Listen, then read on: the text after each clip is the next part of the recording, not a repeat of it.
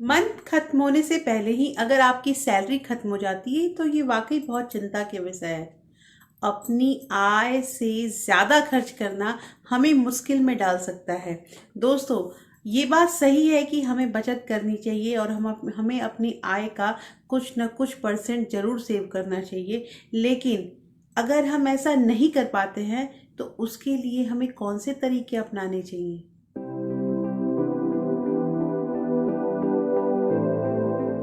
Hello everyone, welcome back to my channel real life with Tuku. कैसे हैं आप लोग? आई होप आप बहुत अच्छे होंगे और सेहतमंद होंगे और आप लगातार मेरी वीडियो के साथ ही बने हुए होंगे। दोस्तों, आज की वीडियो में हम बात करेंगे कि क्या हमारे साथ भी ऐसा होता है कि सैलरी आती है, हम खुश रहते हैं कि इस बार सैलरी आ रही है, हम ये काम कर लेंगे। लेकिन होता ऐसा है कि 15 दिन या 20 दिन होते होते हमारी पूरी सैलरी, हमारे पूरे पैसे खत्म हो जाते हैं। ऐसा क्यों होता है? ऐसा क्यों होता है ये आप भी समझ रहे हैं, मैं भी समझ रही हूँ कि हमें बचत तो करना है, लेकिन उसके लिए बजट बनाना है, उसके लिए खर्चों को नियंत्रण करना है। ये सारा कुछ ठीक बात है। बचत करना बहुत सिंपल है, लेकिन इतना इजी भी नहीं है। तो उसके लिए बहुत कुछ ऐसे ट्रिक होते हैं जो हमें अपनाने होते हैं। देखिए दोस्तों, मैंने पहले ही कहा था कि बूंद बूंद करके घड़ा भरता है। ये चीज़ सभी जानते होंगे कि थोड़े थोड़े पैसे अगर हम जमा करेंगे तो एक बार यही छोटा सा जो अमाउंट है वो हमारा एक बिग अमाउंट बन सकता है। लेकिन उसके लिए हमें कुछ तरीके भी तो अपनाने पड़ेंगे। तो वो कौन से तरीके हैं वो इस वीडियो में डिस्कस करेंगे। लेकिन दोस्तों, वीडियो स्टार्ट होने से पहले एक नम्र निवेदन है कि अगर आप लोगों ने अभी तक रियल लाइफ विद टुकू को सब्सक्राइब नहीं किया है तो प्लीज सब्सक्राइब कर लीजिए अपने इस चैनल को और साथ में जो बेल आइकन है उसे भी जरूर प्रेस कर दीजिएगा, ताकि ऐसे ही इंटरेस्टिंग वीडियो के नोटिफिकेशन आपको मिलते रहे। दोस्तों, वीडियो पसंद आए तो एक लाइक जरूर कर दीजिएगा। तो चलिए स्टार्ट करते हैं वीडियो को। दोस्तों, सबसे पहली चीज़ यहाँ पे ये आती है कि जो हमारी सैलरी आती है, जब हमारा वेतन आता है तो उसके लिए सबसे पहले हमें दो अकाउंट खुलवा लेने हैं। देखिए, एक तो हमारा सैलरी का अकाउंट होता है और एक सेविंग अकाउंट वो अलग रखना है हमें, ताकि हमारी जो भी तनख्वाह आती है, जितनी भी तनख्वाह आती है, उसका 10% या 20% हम अलग खाता में उसे जमा करते जाएंगे।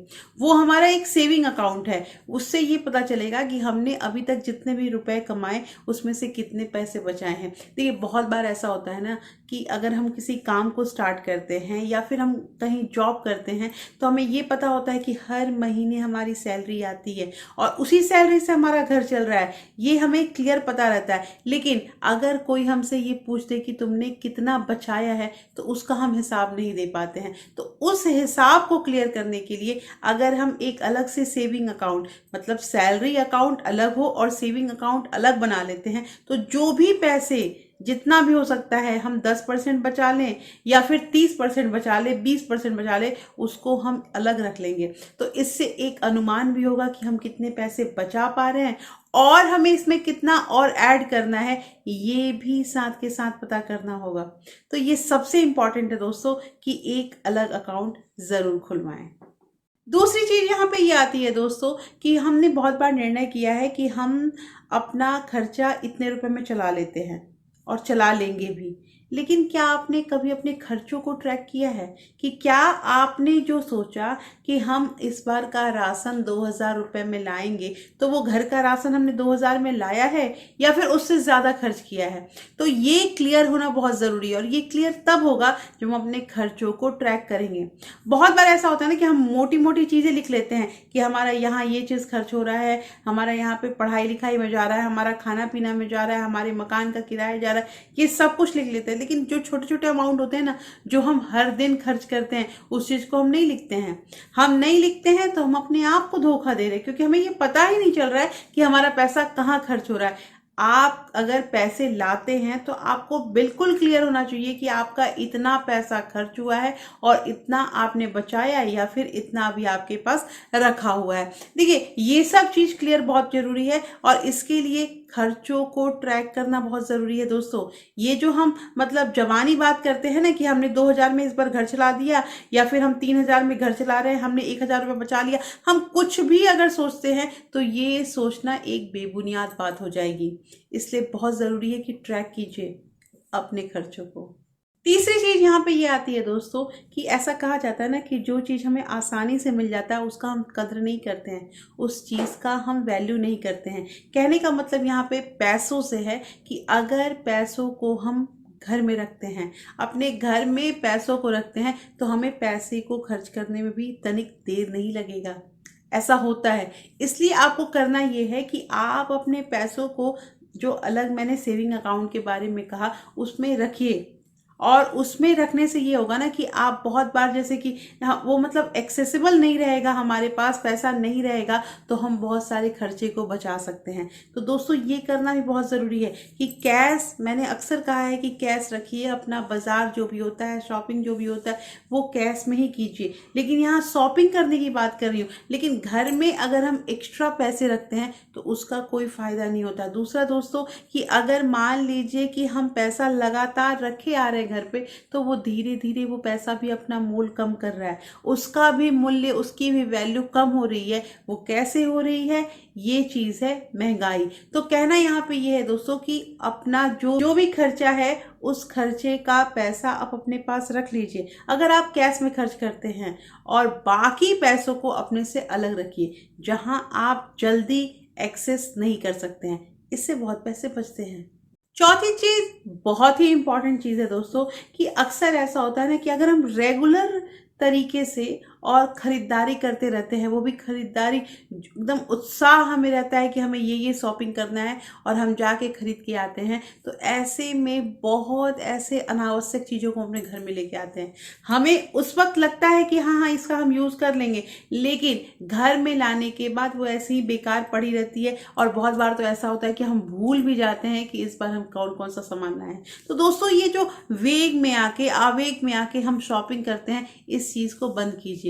आपको जिस चीज की नीड लग रही है उसे आप कॉपी में राइट डाउन करते रहिए, और एक महीने में देखिए कि आपको किस किस चीज की जरूरत है। अगर उस चीज की वाकई आपको जरूरत है तो आप अपने आप को 24 घंटा दीजिए। अगर 24 घंटे में भी आपको लगता है कि हाँ उस चीज की जरूरत है, तो आप बिल्कुल परचेज करके आइए। और अगर आपको फील होता है कि नहीं उसके बिना भी हमारा काम चल सकता है, तो आप उसको अभी डिले कीजिए, उस चीज़ को लेने की कोशिश मत कीजिए। क्योंकि बहुत बार ऐसा होता है ना कि हम महंगी चीज़ें या कोई भी चीज़ अपने घर पे लेके आते हैं और उसके बाद उसका उपयोग नहीं करते हैं, तो हमें ये फील होता है कि शायद हमने इस चीज़ को परचेज करने में थोड़ी जल्दबाजी कर ली। तो दोस्तों इस चीज़ पे जरूर ध्यान रखिएगा। और अंत में मुझे यही कहना है दोस्तों कि मनोरंजन के साधन को चेंज कीजिए।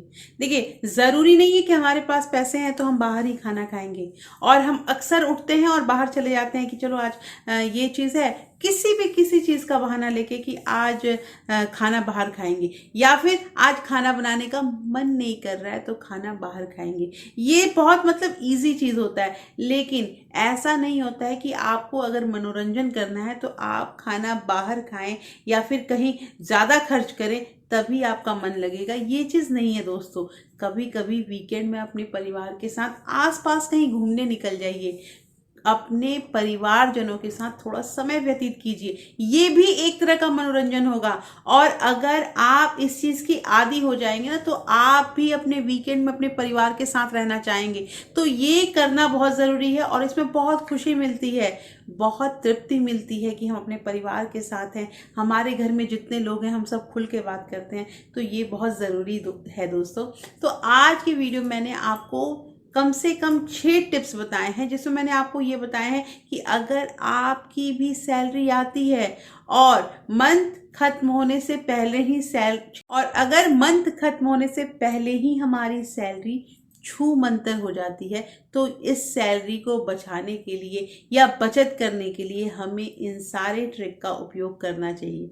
तो दोस्तों कैसी लगी आज की वीडियो मुझे जरूर बताइएगा। होपफुली ये वीडियो आपको अच्छी लगी होगी। अच्छी लगी है तो आप प्लीज़ इस वीडियो को एक लाइक कर सकते हैं, और दोस्तों अगर नए हैं तो आप इस चैनल को सब्सक्राइब भी कर सकते हैं। और फिर मैं मिलती हूँ आपसे ऐसे ही एक इंटरेस्टिंग वीडियो के साथ। तब तक अपना प्यार और सपोर्ट ऐसे ही बरकरार रखिएगा। Thank you. Thanks for watching.